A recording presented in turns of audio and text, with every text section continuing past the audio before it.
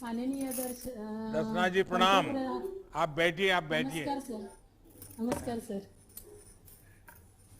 दर्शना जी, आपके पास कितनी जमीन है और आप तुमच्याकडे किती उस शेती पर चार क्या खेती एकर करती हैं?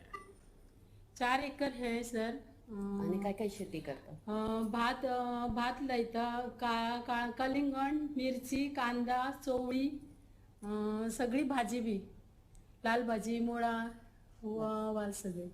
इनके पास 4 एकड़ जमीन है, उसके ऊपर वो धान की खेती करती है, इसके साथ वो तरबूज की खेती, चौराई खेती, सब्जियों में टमाटर, मिर्ची जैसी खेती करती हैं। आपने आधुनिक खेती को अपना लिया है। आप पोल्ट्री के बिजनेस और जैविक खाद बनाने से भी जुड़ी है। इतने सारे काम करने में एक तो आपको ये विचार कहाँ से आया, आपको किस किस प्रकार से मदद मिली, सरकार की तरफ से भी कोई मदद मिली क्या? तुम्ही जे शेती करताय त्याशिवाय पोल्ट्री पण करताय, त्याशिवाय वर्मी कंपोस्टिंग पण करतायत, ह्याची माहिती तुम्हाला कुठून मिळाली आणि तुम्हाला सरकारकडून काय काय मदत मिळाली? सरकार कसं आमकां मदत सगळे बिया मेळटात, सगळी आयसीआरांसून कंपोस्टा गायन हे केलेले आसा, कोंबडी आसा, म्हजे कडेन गाय आसा, म्हशी आहा, ते कंपोस्ट सगळे करून हांव शेताक घालता आनी म्हजे तेचेर पीक वाडयता जास्त करून। तेचेर पीक भरपूर येता।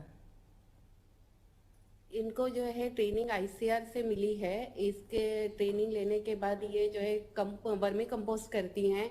इसके सिवा इनके पास 50 बर्ड्स है, पोल्ट्री बर्ड्स है। इसके सिवा इनके पास 3 भैंस है, 2 गाय हैं, और ये सब जो है वो केवीके के मार्गदर्शन के अंदर खेती करती हैं, ऐसे ये बोल रही हैं।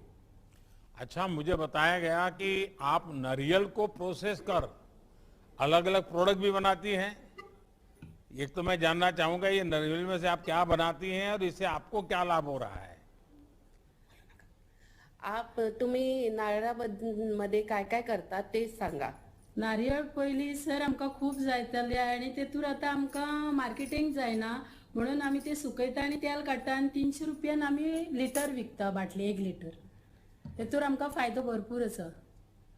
सर ये कह रही हैं कि पहले नारियल का उत्पन्न इनके पास अच्छा है। पहले जो है लॉकडाउन से पहले इनको नारियल का भाव बहुत अच्छा मिलता था, लेकिन लॉकडाउन के कारण, टूरिस्ट ना आने के कारण इनको नारियल का भाव नहीं मिल रहा है। इसलिए इन्होंने नारियल को सुखाया, उनका तेल निकाला और 300 रुपए लीटर से वो तेल बेच रही हैं, और ये बॉटल्स है उनकी। तो पहले से इससे ज्यादा फायदा हो रहा है? लॉकडाउन आपके फायदे में गया?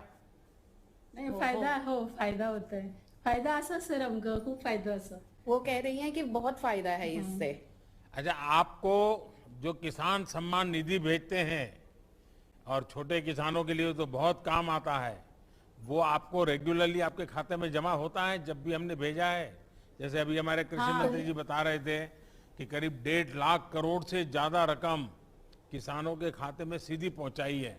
आपको पहुंचती है वो? तुम्हाला किसान सम्मान निधी भेटली है का? हो, भेटलेली आहे सर नारळ। सर इन्हें टाइमली किसान सम्मान निधि मिल गई है। अच्छा, इस सम्मान निधि से आपकी मदद होती है, आपको फायदा होता है, लाभ होता है? हो सर, फायदा होता है, जास्त फायदा होता है। बहुत फायदा होता है सर। बहुत फायदा होता है।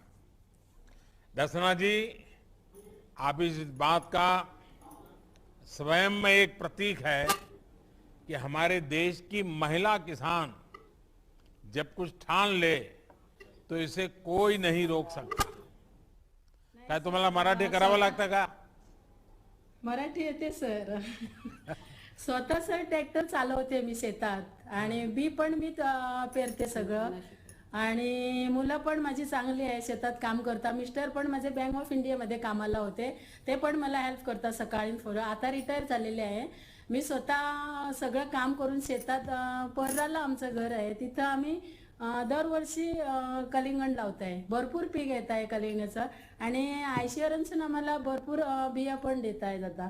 आणि पीक वाढवा पहिले आम्हाला कमी यायचं, आता भरपूर येतं पीक। म्हणजे स्वतः मी कलंगूटमध्ये बसून हे करते, विक्री करते बाजारात, आणि घरात मी स्वतः शेतात काम करून, एवढं काम असं मी शेतात काम करून माझ्या मुलांना 3 घरं बांधलेली आहेत, आणि रस्ता पण बनवलेला आहे। रस्ता नव्हता मला, पण तो पण बनवलेला आहे रस्ता। स्वतः शेतात काम करू. आणि मला शेतात काम करायला खूप म्हणजे अशी आवड आहे, लहानपणापासूनच आवड आहे. माझ्या बापाबरोबर वडिलाबरोबर मी काम करत होती शेतात भरपूर पहिली. म्हणजे वडिलाकडूनच मी शिकली काम सगळं शेतात. वाह. शिकायची, शाळेत जायची आणि येऊन मग घरात काम करायची आणि शेतात जाऊन काम करायची. म्हणजे अभ्यासही करायची आणि कामही करायची शेतात. सर म्हणजे ये कह रही है कि ये बचपन से ही खेती कर रही हैं, अपने पापा के से ही इन्होंने खेती सीखी है, स्कूल से ही ये खेती करती आ रही है और खेती कर करके ही इन्होंने अपने बच्चों को बड़ा किया है, 3 घर बनाया है, घर को जाने के लिए रास्ता नहीं था वो भी बनाया है, खुद जाके कलंगुट के मार्केट में ये अपनी सब उत्पादन बेचती हैं और इससे इनको बहुत अच्छा मुनाफा मिल रहा है. ये खुद ट्रैक्टर भी चलाती है और हर खेत का काम खुद करती हैं.